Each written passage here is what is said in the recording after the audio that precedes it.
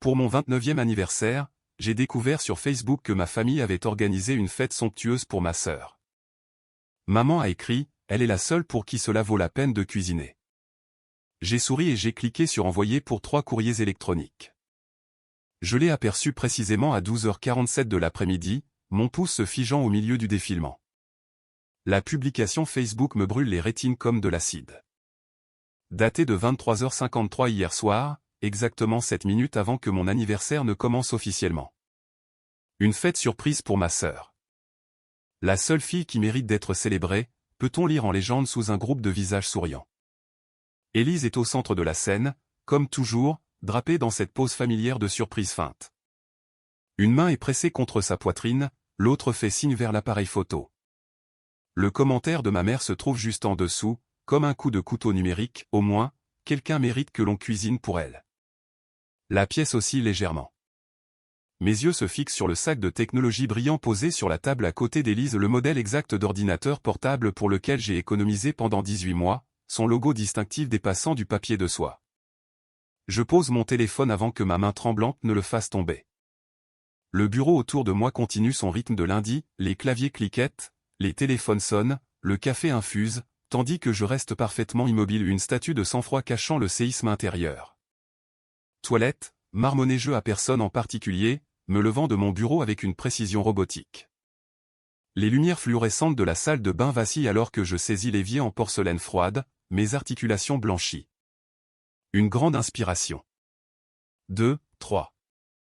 J'étudie mon reflet, Marie Lefebvre, 29 ans aujourd'hui, bien qu'apparemment indigne de tout souvenir. Une seule larme s'échappe avant que je ne puisse l'arrêter. Je l'essuie du revers de la main, laissant une petite tache de mascara sur ma joue. Tout va bien là-dedans? La voix de Camille est inquiète, suivie d'un coup discret à la porte.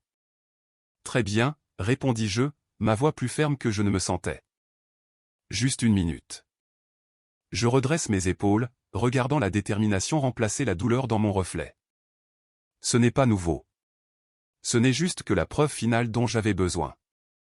Le souvenir surgit sans invitation, moi, à 16 ans, debout devant la cuisinière, remuant la sauce tomate tout en résolvant des problèmes d'algèbre, mon manuel scolaire appuyé contre la boîte à sucre. Victor est affalé sur le canapé avec Élise, 14 ans, riant tous les deux des pitreries de son jeu vidéo pendant que maman encourage ses victoires virtuelles. Le dîner est prêt, ai-je crié. Encore 5 minutes, a répondu Victor sans lever les yeux. Élise est sur le point de battre son meilleur score. Le dîner a refroidi. Mes devoirs sont restés inachevés. Un autre éclair, les chaises vides de l'auditorium lors de ma remise de prix d'éloquence en terminale. Je me rappelle les applaudissements polis d'inconnus alors que j'acceptais la plaque et le message de maman, désolé, ma chérie. Élise ne se sentait pas bien. Nous fêterons cela plus tard. Ensuite, le contraste, la pièce de théâtre d'Élise 2 semaines plus tard. Mes parents sont arrivés 1 heure en avance avec des fleurs. L'ovation debout qu'ils ont lancée. Le dîner au restaurant après où maman n'arrêtait pas de dire « notre petite étoile ». Je chasse les souvenirs et retourne à mon bureau à pas mesurés. Camille lève les yeux, inquiète, mais je l'écarte d'un sourire exercé. Mon écran d'ordinateur lui alors que j'ouvre mon application bancaire, cliquant sur la section de l'historique des paiements. Il est là, noir sur blanc, des virements automatiques mois après mois, année après année. Une fois totalisée, la somme faramineuse s'élève à 31 690 € sur 40 mois. Cela représente presque 32 200 raisons pour lesquelles je vis dans un petit appartement alors qu'Élise profite de son loft en centre-ville. Pourquoi mon compte de retraite ne contient que de la petite monnaie tandis qu'elle publie des histoires sur Instagram depuis ses escapades de week-end, et pourquoi je porte le même manteau d'hiver depuis 6 ans tandis qu'elle en présente un nouveau chaque saison. Mon regard se pose sur le petit porte-clés en forme d'ours orange accroché à mon écran, le seul cadeau qu'Élise m'ait jamais offert, récupéré dans un tas de prix de fêtes foraines quand nous étions enfants. Le rose est plus joli, avait-elle déclaré, le serrant contre sa poitrine. Tu peux avoir l'ours orange moche. Maman, dis-lui que l'orange est moche. Et maman avait acquiescé. Je décroche le porte-clés, sa fourrure synthétique usée par des années de contact distrait. Toutes ces années, je l'ai gardé comme un talisman, un symbole de la connexion que j'espérais désespérément voir se renforcer un jour. L'imprimante du bureau bourdonne à proximité. Quelqu'un rit d'une blague. À l'extérieur, le trafic de Nantes s'écoule sous des cieux gris. À l'intérieur de moi, quelque chose bascule, une plaque tectonique de patience se fracturant enfin après des décennies de pression. Plus maintenant, chuchotai-je, refermant mon poing sur l'ours. Les mots semblent étrangers mais justes, comme si j'essayais des vêtements qui m'allaient enfin après des années passées à porter des vêtements d'occasion. Plus maintenant. Plus maintenant. Plus tard ce soir-là, les murs de mon appartement se referment sur moi alors que j'étale les factures sur ma table de cuisine, 595 € pour le loyer, 75 € pour l'électricité, 210 € pour les courses. Ce sont des chiffres qui devraient aboutir à une vie gérable avec mon salaire d'analyste des opérations de produits. Mais elle est là, la 7e facture de la rangée, celle qui ne m'appartient pas. Olivier Marchand, 690 €. Paiement automatique prévu pour le 1er du mois. Je passe mon doigt sur le nom du propriétaire sur le relevé bancaire. Pas mon propriétaire, celui d'Élise. C'est le paiement automatique que j'ai maintenu pendant 38 mois consécutifs tandis que ma sœur jonglait entre 3 emplois, chacun se terminant par les mêmes courriers électroniques de licenciement transférés dans ma boîte de réception.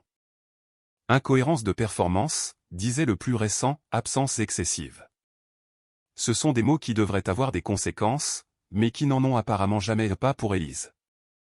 Mon téléphone émet un signal sonore pour une notification de message vocal. Marie, ma chérie. La voix de Victor remplit mon petit salon sur ce ton cajoleur familier qu'il réserve pour demander des faveurs. J'ai besoin d'environ 645 € pour un projet spécial ce week-end. Rien de grave. Rappelle-moi quand tu auras une minute. Pas si je peux aider et quand je peux aider. La supposition est si profondément ancrée qu'elle ne nécessite aucune remise en question. J'ouvre mon application de fonds de voyage. Le solde indique 1640 €. Le voyage en Grèce dont je rêvais depuis l'université reste au stade de brochure numérique et d'articles sauvegardés. Mon compte de retraite affiche 3940 €, pathétique pour 29 ans, selon chaque conseiller financier ayant jamais vu le jour. Le calcul est simple, 690 € par mois pour le loyer d'Élise multiplié par 38 mois égale 26 220 €. Ajoutez les urgences, les réparations de voitures et les soins dentaires que Victor ne pouvait pas tout à fait couvrir, et nous arrivons à 31 690 €. Le chiffre me brûle le cerveau comme un fer rouge. Je sors un vieil album photo de dessous la table basse. En cours élémentaire, le concours d'orthographe régional. Maman avait promis de venir, mais le récital de danse d'Élise était au même moment. La prochaine fois, avait-elle dit en me tapotant la tête. Élise a besoin que je sois là. Elle devient si nerveuse. Derrière se trouve la notification d'annulation de l'atelier d'expression orale de ma classe de seconde.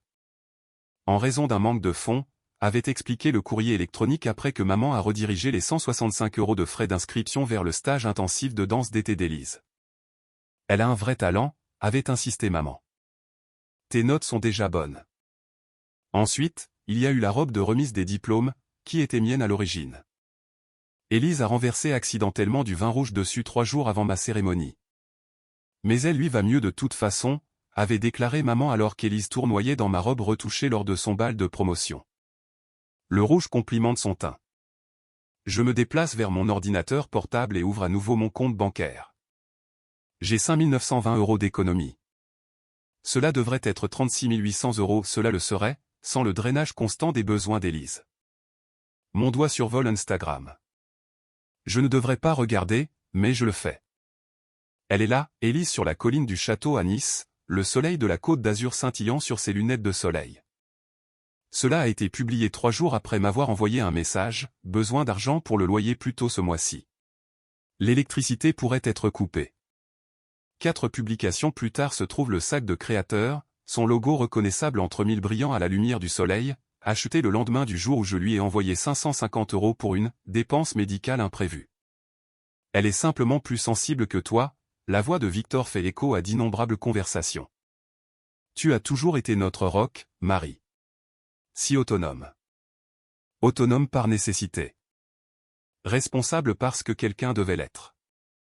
Je saisis le porte-clés de l'ours orange sur mon bureau et m'enfonce dans mon canapé usé, tournant le petit bibelot entre mes doigts. La fourrure, autrefois orange vif, a pâli pour devenir un ambre terne, avec des zones complètement dénudées par des années de manipulation nerveuse. Le rose est plus joli, avait annoncé Élise à la fête foraine, alors qu'elle n'avait que 8 ans et était déjà certaine de ses préférences. Tu peux avoir l'ours orange moche. L'orange est moche. Maman avait acquiescé, lissant les cheveux d'Élise. Mais Marie ne s'en soucie pas, n'est-ce pas, ma chérie? Et je ne m'en étais pas soucié, ou j'avais dit que non.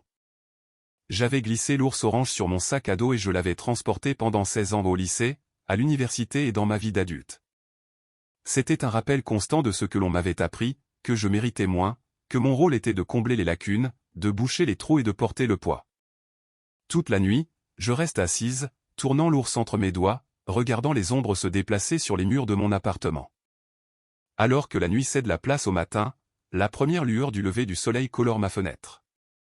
Y pose enfin le porte-clés sur ma table basse. Je récupère une petite boîte en bois dans le placard de ma chambre, je place l'ours à l'intérieur et je ferme le couvercle avec un déclic décisif. Le poids de la décision s'installe sur moi comme une armure alors que j'ouvre mon ordinateur portable. L'écran illumine mon visage dans la faible lumière du matin alors que mes doigts survolent le clavier. 3 courriers électroniques, c'est tout ce qu'il faudra. J'écris la première adresse, Olivier Marchand. Les mots coulent alors que le soleil se lève, mes doigts frappant les touches avec une certitude croissante. Avec chaque mot, je sens quelque chose de longtemps dormant s'éveiller. Pas seulement de la colère bien qu'il y en ait beaucoup mais quelque chose de plus durable, le respect de soi. Les 3 courriers électroniques reposent comme des brouillons dans ma boîte de réception, chacun étant une clé tournant dans une serrure que j'ai gardée scellée pendant des années. Je vérifie l'heure, 5h17 du matin. J'ai été éveillé toute la nuit à rédiger, supprimer et retravailler ces messages jusqu'à ce que chaque mot soit aussi ferme qu'un soldat. Le premier courrier électronique, adressé à Olivier Marchand, commence par une courtoisie professionnelle qui masque le tremblement de mes doigts. « Cher monsieur Marchand, je vous écris pour vous informer que, avec effet immédiat, je ne ferai plus de paiement pour le loyer de ma sœur Élise Lefebvre au 45 avenue de la République. Cet arrangement était censé être une aide temporaire et a continué pendant 40 mois. Veuillez diriger toute communication future concernant cette propriété vers la locataire. Respectueusement, Marie Lefebvre. Court, clair, définitif. Le deuxième courrier électronique destiné à ma banque contient un langage tout aussi précis, annulant le paiement automatique de 690 € qui a vidé mon compte le premier de chaque mois depuis le revers temporaire d'Élise il y a 3 ans et demi. Le troisième courrier électronique, adressé à ma famille, a été le plus long à élaborer. L'objet indique simplement « Frontières financières à effet immédiat ». À l'intérieur se trouve un tableau détaillé documentant chaque euro que j'ai fourni, 31 690 € sur 40 mois. Paiement de loyer, sauvetage de services publics, virement d'argent d'urgence qui ont étrangement financé des escapades de week-end, et l'ordinateur portable d'anniversaire. J'ajoute un bref message au-dessus du tableau, j'ai soutenu financièrement Élise pendant plus de 3 ans à un coût personnel important. Cet arrangement prend fin aujourd'hui. Je ne suis pas disponible pour discuter de cette question. Veuillez respecter ma décision. Mon doigt survole le bouton d'envoi du premier courrier électronique. La cuisine semble anormalement silencieuse, le réfrigérateur bourdonnant étant le seul témoin de ce que je m'apprête à faire. J'appuie sur envoyer. Un son de sifflement confirme son départ. Le deuxième courrier électronique suit immédiatement après. Quand j'arrive au troisième courrier électronique, je m'arrête, mon cœur tambourinant contre mes côtes. C'est celui-ci qui va tout faire exploser. Je ferme les yeux, prends une grande inspiration et clique sur envoyer. Le poids se lève si soudainement que je me sens étourdi. Je me lève de ma petite table de cuisine, j'étends mes bras au-dessus de ma tête et je ris à un son si étranger dans cet appartement qu'il me surprend. La liberté a le goût du café infusé à l'aube après une nuit sans sommeil passée à reprendre le contrôle de sa vie. Mon téléphone commence à sonner à 7h23 du matin. Maman.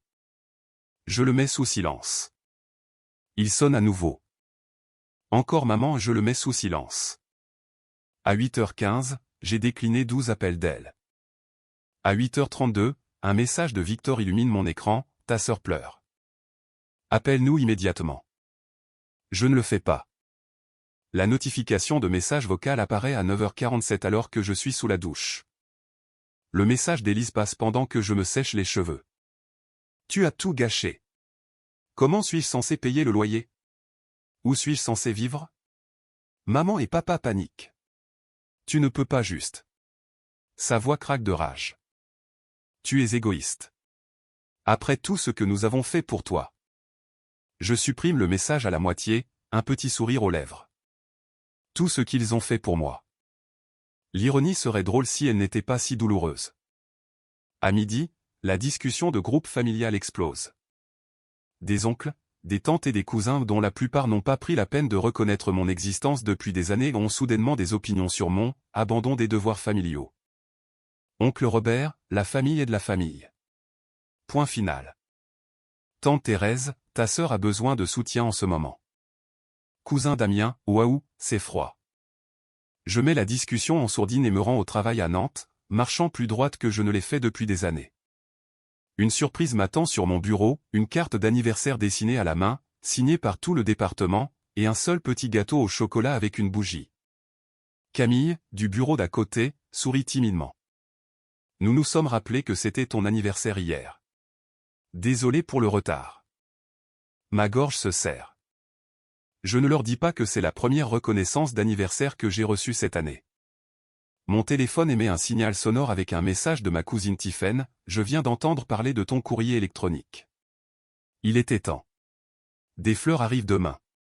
Joyeux anniversaire en retard, guerrière. Après le travail, j'entre dans le magasin de technologie le même où j'ai repéré cet ordinateur portable sur la photo d'anniversaire d'Élise. Le vendeur sourit à mon approche. Je voudrais le XPS 17, s'il vous plaît. Celui avec le processeur i9 et 32 Go de mémoire vive. Excellent choix. Il ne sait pas que j'économise pour ce modèle exact depuis 18 mois. Il ne sait pas que son jumeau se trouve maintenant sur le bureau de ma sœur, acheté avec l'argent de mes parents. Il voit simplement une femme faisant un achat qu'elle peut se permettre, et son sourire ressemble à une validation. Alors qu'il traite ma carte de crédit, j'imagine ce que je ferai de l'argent que j'économiserai chaque mois désormais, fonds de voyage, compte de retraite, peut-être même un appartement avec un balcon un jour. Le téléphone sonne juste après le dîner. Le nom d'Olivier Marchand s'affiche sur l'écran. Je réponds avec un calme assuré. Mademoiselle Lefebvre, j'ai reçu votre courrier électronique ce matin, mais il semble y avoir une certaine confusion. Votre sœur prétend qu'elle n'était pas au courant de la fin de cet arrangement. Monsieur Marchand, interrompis-je, gardant ma voix calme. Je comprends que cela vous mette dans une position délicate, mais mon arrangement financier avec cette propriété a pris fin. Veuillez collaborer directement avec Élise pour toute question à l'avenir. Une pause s'étire entre nous. Je vois. Eh bien, je suppose que je devrais discuter des options de paiement directement avec elle alors. Ce serait le mieux. Merci de votre compréhension. Bien sûr. Passez une bonne soirée. Je raccroche et ressens une bouffée de quelque chose de puissant inonder ma poitrine. Pendant 3 ans, j'ai payé l'hypothèque de cet homme alors que ma sœur vivait dans un loft en centre-ville avec des appareils en acier inoxydable et un portier. Pendant 3 ans, je suis rentré chez moi avec de la peinture qui s'écaille et un climatiseur de fenêtre qui fait le bruit d'une tondeuse à gazon mourante. Plus maintenant. Je m'enfonce dans mon canapé d'occasion, fermant les yeux.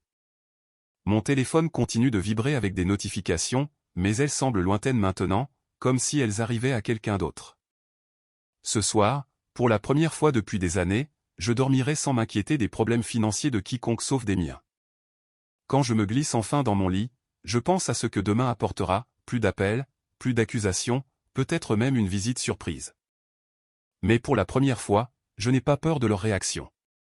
Quel que soit l'orage qui vient, je me suis construit un abri de respect de soi assez solide pour y résister. Je m'endors presque immédiatement, mon corps succombant à l'épuisement mais mon esprit enfin, merveilleusement, en paix. 2 jours plus tard, le matin, j'ai accepté la promotion pour un poste à Lyon. Cependant, ce jour-là, le téléphone du bureau de sécurité du hall sonne précisément à 14h14. Je lève les yeux de mon tableau pour voir Julien Leroy, notre agent de sécurité de l'immeuble, me faire signe à travers la cloison vitrée. Mademoiselle Lefebvre, il y a quelqu'un ici qui insiste pour vous voir. Elle dit être votre mère. Ses yeux traduisent de l'inquiétude. Elle semble contrariée. Mon estomac se serre alors que je regarde derrière lui. Hélène se tient dans le hall, les bras croisés, tapant du pied un rythme furieux contre le sol poli. Ses boucles d'oreilles en perles captent la lumière fluorescente alors qu'elle scrute le bureau, me cherchant. J'arrive tout de suite, dis-je à Julien, fermant mon ordinateur portable avec des mains fermes qui dissimulent le séisme intérieur. Camille lève les sourcils du bureau d'à côté. Tout va bien? Drame familial, dis-je, les mots ayant un goût amer. Couvre-moi. Prends ton temps. Elle fait glisser sa chaise vers mon bureau de manière protectrice. Je dirai à Monsieur Petit que tu es en appel client. Les portes du hall s'ouvrent avec un sifflement alors que je les traverse. Le parfum d'Hélène, la même odeur florale qu'elle porte depuis que j'ai 5 ans, me frappe avant ses paroles. Enfin. Nous devons parler de ce courrier électronique ridicule. Sa voix résonne dans le hall. 2 réceptionnistes font semblant de ne pas remarquer tout en tapant plus vite. Je suis au travail, maman. Je la guide vers la porte latérale. Nous pourrons en discuter après 17 heures. Julien nous observe, la main planant près du téléphone de son bureau. Je lui fais un signe discret, je vais bien. À l'extérieur, la bruine perpétuelle de Nantes embrume mon blazer alors que maman me saisit le bras. La famille n'abandonne pas la famille. Son murmure coupe plus fort qu'un cri. Sais-tu ce que tu as fait à ta sœur? Elle ne peut plus manger, ne peut plus dormir. Nous en discuterons après les heures de travail dans mon appartement. Je maintiens le contact visuel, ma voix calme mais ferme. 18 heures. Victor et Élise seront là aussi. Ce n'est pas une demande. Très bien. Elle cligne des yeux, s'attendant clairement à plus de résistance. Quand je me tourne sans un mot de plus, elle m'appelle, ce n'est pas ainsi que nous t'avons élevé, Marie. Je m'arrête à la porte. Non, c'est ce que je choisis d'être maintenant. Le reste de l'après-midi se traîne par tranches de 15 minutes. Je réorganise le salon de mon petit appartement. Dans mon esprit, 3 chaises plus la causeuse suffiront à peine, je devrais déplacer la table basse. À 17h58, la sonnette retentit. Ils sont en avance. Ils remplissent mon appartement comme de la fumée s'infiltrant dans chaque recoin. Victor entre le premier, ses larges épaules faisant rétrécir l'espace. Hélène suit les yeux scrutants, cataloguant, jugeant. Élise traîne derrière, les yeux rougis, les épaules voûtées dans son manteau de créateur, celui que j'ai reconnu sur la publication Instagram 2 jours après son appel désespéré pour l'argent du loyer. Est-ce que quelqu'un voudrait de l'eau, proposai-je, étrangement calme maintenant que le moment est arrivé. De l'eau? La voix d'Élise craque. Je ne comprends pas ce que j'ai fait de mal, et tu proposes de l'eau. Elle s'effondre sur ma causeuse, le visage se décomposant. La performance commence. Victor s'assoit à côté d'elle, le bras autour de ses épaules. Ta sœur est fragile en ce moment, Marie. Cette situation avec son travail. Quel travail, demandai-je, véritablement curieuse. Le poste de marketing qu'elle a perdu en janvier ou l'emploi de graphiste dont elle a été licenciée en mars. Les sanglots d'Élise s'interrompent brièvement, les yeux dardant vers Victor. Hélène s'avance. C'est exactement pourquoi elle a besoin de soutien en ce moment jusqu'à ce qu'elle se stabilise. 4 emplois en 2 ans, ce n'est pas de l'instabilité, maman. C'est un schéma. Je me dirige vers mon bureau dans le coin, ouvrant mon ordinateur portable. Le projecteur que j'ai emprunté au travail se met à bourdonner, projetant une lueur bleue sur mon mur nu. Qu'est-ce que tu fais? Demande maman. Je fournis du contexte. Je clique sur mes dossiers organisés. Voici le courrier électronique de licenciement d'Élise de Création Numérique Société Anonyme à Responsabilité Limitée. Le texte remplit le mur, les expressions absences excessives et dernier avertissement surligné en jaune. Victor fronce les sourcils, se penchant en avant. Nous étions au courant de cela, mais... Voici des captures d'écran de ses vacances à Nice publiées 3 jours après que je lui ai envoyé 830 € d'urgence pour son loyer. Je fais défiler des images d'Élise se prélassant au bord des piscines de complexe hôtelier, des sacs de shopping à ses pieds. C'était, commence Élise, puis elle se tait alors que je continue. Des relevés bancaires montrant 31 690 € transférés sur 40 mois. Les chiffres brillent de manière accusatrice. Le solde de mon compte de retraite. Une somme dérisoire apparaît. Le solde de mon prêt étudiant. Un chiffre douloureusement élevé suit.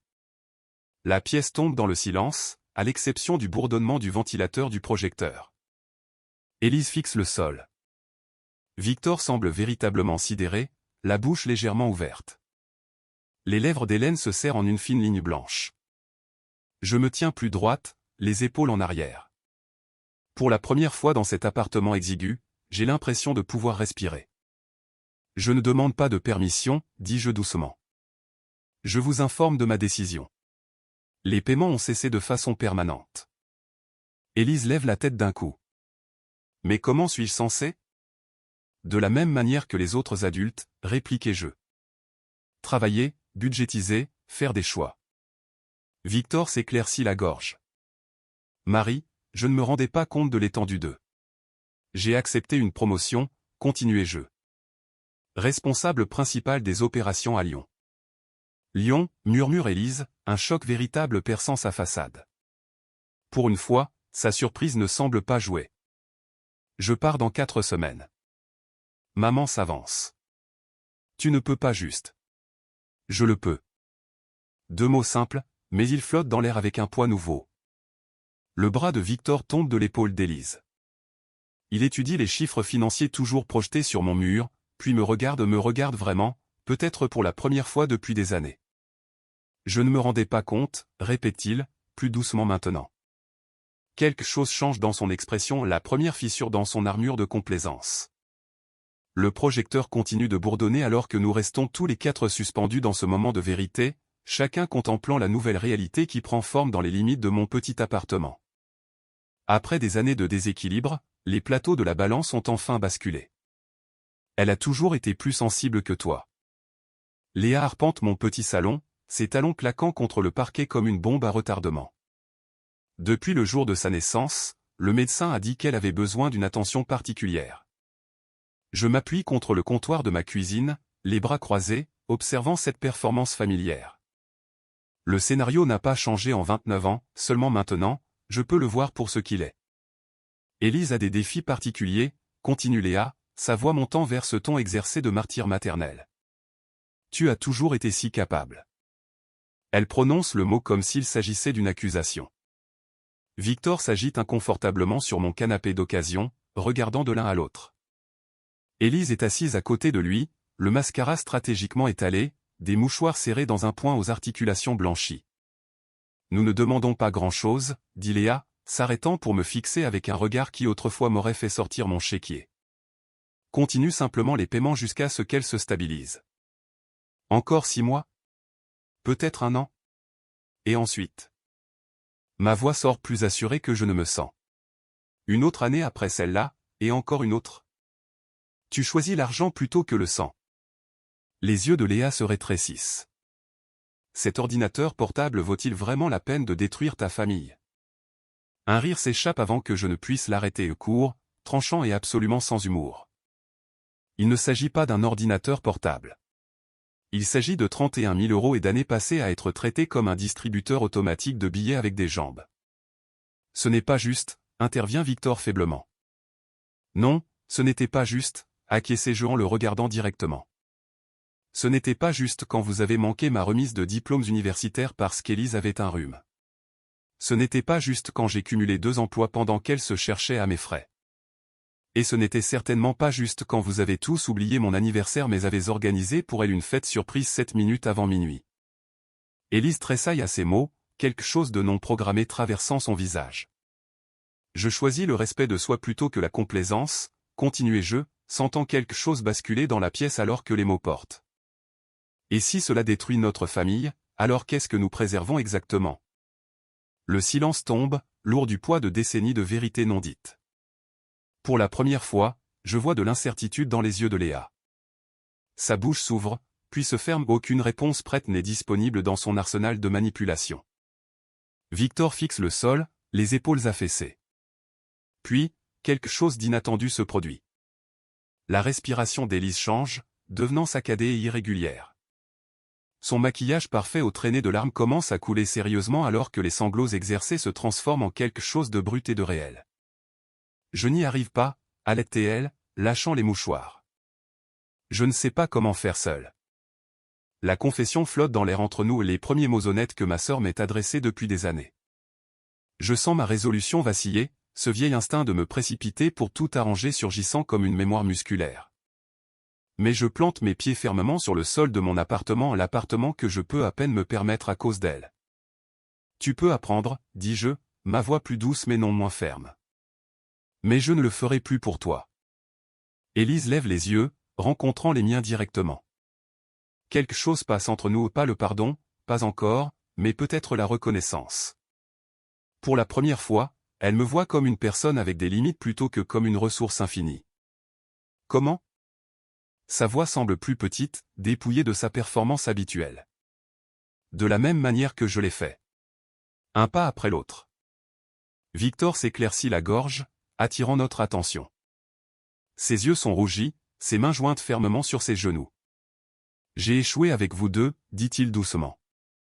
Les mots semblent lui coûter quelque chose d'essentiel. Surtout avec toi, Marie. Mon souffle se coupe. En 29 ans, je ne l'ai jamais entendu reconnaître cela. Je t'ai minimisé parce que tu semblais si autonome, continue-t-il, la voix rauque d'émotion. Tu ne te plaignais jamais, ne causais jamais de problème. C'était plus facile de se concentrer sur la roue qui grince. Il se lève, s'approchant de moi à pas hésitants. Je ne m'attends pas au pardon, mais j'aimerais avoir une chance de faire mieux, d'être le père que tu méritais depuis le début. La sincérité dans sa voix atteint quelque chose de profond en moi, un espoir enfantin que je croyais enterré depuis longtemps. Mais l'espoir peut être dangereux sans frontières. Les mots sont faciles, dis-je. J'ai besoin de voir des actions concrètes. Nomme-les, dit-il simplement. Je prends une grande inspiration. Élise a besoin d'un emploi avec un contrat de travail que je peux vérifier. Elle a besoin d'un budget de travail qu'elle respecte. Et vous devriez tous les deux envisager une thérapie. Léa ouvre la bouche pour protester, mais Victor la fait taire d'un regard. Et le soutien financier, demande-t-il. Il s'arrête aujourd'hui, répondis-je. Mais le soutien émotionnel avec des limites ? Cette porte reste conditionnellement ouverte. Victor acquiesce lentement, puis fait quelque chose qu'il n'a pas fait depuis des années, il s'avance et me serre dans ses bras. Pas l'étreinte superficielle de l'obligation, mais quelque chose de réel et de solide. Pendant un moment, je me permets de m'y abandonner, de ressentir la tentative de reconnexion. Quand ils partent 20 minutes plus tard, l'appartement semble différent ou plus vide, mais d'une certaine manière plus à moi qu'avant. Je me sers un verre de vin et me tiens près de la fenêtre, les regardant marcher vers leur voiture en bas, le dos rigide d'Hélène, la main de Victor touchant avec hésitation l'épaule d'Élise, et le calme inhabituel de ma sœur. Je ne sais pas s'ils respecteront mes conditions. Je ne sais pas si un changement réel est possible après tant d'années de schémas établis, mais pour la première fois d'aussi loin que je me souvienne, la décision ne m'appartient pas. Je touche le verre froid de la fenêtre, voyant mon reflet se superposer au monde extérieur. Il y a de la paix dans ce moment, pas la fausse paix de la capitulation, mais la vraie paix qui vient du fait de se tenir fermement dans sa propre vérité. Quoi qu'il arrive ensuite, j'ai trouvé la seule frontière qui compte le plus, celle autour de ma propre valeur. Le soleil du matin traverse les rideaux fins, peignant des rayures dorées sur mon appartement de Lyon. Je me tiens près de la fenêtre, ma tasse de café réchauffant mes paumes alors que je contemple la silhouette de la ville. Ma silhouette désormais. La vue du 12e étage me surprend encore chaque matin comme un cadeau que je déballe continuellement. 1 an, chuchotai-je à mon reflet dans la vitre. 1 an depuis que j'ai refermé ma main sur ce porte-clés d'ours orange usé et que j'ai murmuré, plus maintenant. Mon téléphone vibre sur le comptoir. Tiphaine, je viens d'atterrir. J'ai hâte de voir ton chez-toi. Lyon est glacial comparé à la Côte d'Azur. Je souris en répondant, j'apporte un pull supplémentaire à l'aéroport. On se voit dans 1 heure. L'appartement semble différent aujourd'hui, orné de décorations modestes pour la célébration de mon 30e anniversaire. De simples guirlandes lumineuses blanches drapent les étagères. Des fleurs fraîches mon propre choix, pas une obligation ou une réflexion après coup bégaye la table de la salle à manger. Un petit gâteau de la boulangerie du bout de la rue attend dans le réfrigérateur. Cet anniversaire, mon choix, mes conditions. J'ouvre la boîte à souvenirs en bois sur mon bureau, celle qui contient le porte-clés de l'ours orange. Ce qui symbolisait autrefois l'exclusion représente maintenant le moment où je me suis choisi. Je passe mon doigt sur sa fourrure usée avant de fermer le couvercle. La doctoresse Clermont serait fière. Lors de la séance de thérapie d'hier, elle a noté comment ma posture a changé, les épaules en arrière, le menton levé, la voix assurée. Vous avez réclamé votre espace dans le monde, a-t-elle dit. Pas seulement l'espace physique de cette nouvelle ville, mais l'espace émotionnel que vous méritez. Le carillon de mon ordinateur portable interrompt mes pensées. L'appel vidéo de Victor. Joyeux anniversaire, Marie, dit-il quand je réponds, son sourire hésitant mais sincère. L'arrière-plan montre son salon familier, mais quelque chose est différent, il est assis au bureau qu'il a enfin assemblé après des années de promesses. Merci, papa. Tu as bien reçu ma carte. Je l'ai envoyée la semaine dernière. Oui. Le chèque cadeau de la librairie était parfait. Il acquiesce, le soulagement visible. Écoute, je veux que tu saches que je suis fier de toi. La promotion, le déménagement, tout. Les mots flottent entre nous, peu familiers mais les bienvenus. 2 visites au cours de l'année écoulée ont commencé à reconstruire ce qui était brisé, une conversation prudente à la fois. Comment va Élise, demandai-je. 4 mois à la pharmacie maintenant. Son gérant dit qu'elle n'a pas manqué un seul quart de travail. Sa voix traduit de la surprise plutôt que la défense automatique qu'elle contenait autrefois. Elle termine ses cours de comptabilité le mois prochain. C'est bon à entendre. Nous avons discuté pendant 15 minutes de plus avant de nous dire au revoir, pas les marathons de résolution de problèmes d'autrefois, mais quelque chose de plus sain. Quand je termine l'appel, je remarque le bref message d'Hélène me souhaitant un joyeux anniversaire. Le message n'est ni chaleureux ni froid, il en prend simplement acte. C'est suffisant. Ma sonnette retentit à midi, Emma et Chloé arrivent tôt pour aider à préparer le petit rassemblement et des amis qui connaissent mon histoire mais ne me définissent pas par elle, des amis qui valorisent les limites. La reine de l'anniversaire, annonce Emma en me tendant un sac à dos tandis que Chloé apporte une bouteille de vin. Nous rions dans la cuisine quand mon téléphone émet un signal sonore pour une notification de courrier électronique. Le nom d'Élise apparaît dans ma boîte de réception pour la première fois depuis des mois. L'objet indique « Ta journée ». J'hésite avant de l'ouvrir, m'excusant dans la chambre pour un moment d'intimité. Le message est court, « Joyeux anniversaire, Marie ». J'ai réfléchi à l'année dernière et à toutes les années précédentes. J'ai profité de ton amour parce que c'était plus facile que de me débrouiller seul. J'essaie de faire mieux maintenant. Profite de ta journée. Pas une excuse complète, mais une reconnaissance. Un progrès. Je tape une réponse encourageant ces efforts tout en maintenant les frontières qui nous ont permis de grandir toutes les deux. Quand je retourne auprès de mes amis, je souris. Plus tard, alors que Tiffen aide à disposer les amuse-gueules et que nous attendons les autres invités, j'aperçois mon reflet dans le miroir du couloir.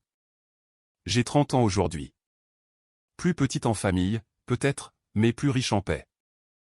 La femme qui me regarde se tient droite, ne portant plus le poids des responsabilités des autres. Pour cet anniversaire, je suis celle qui mérite d'être célébrée.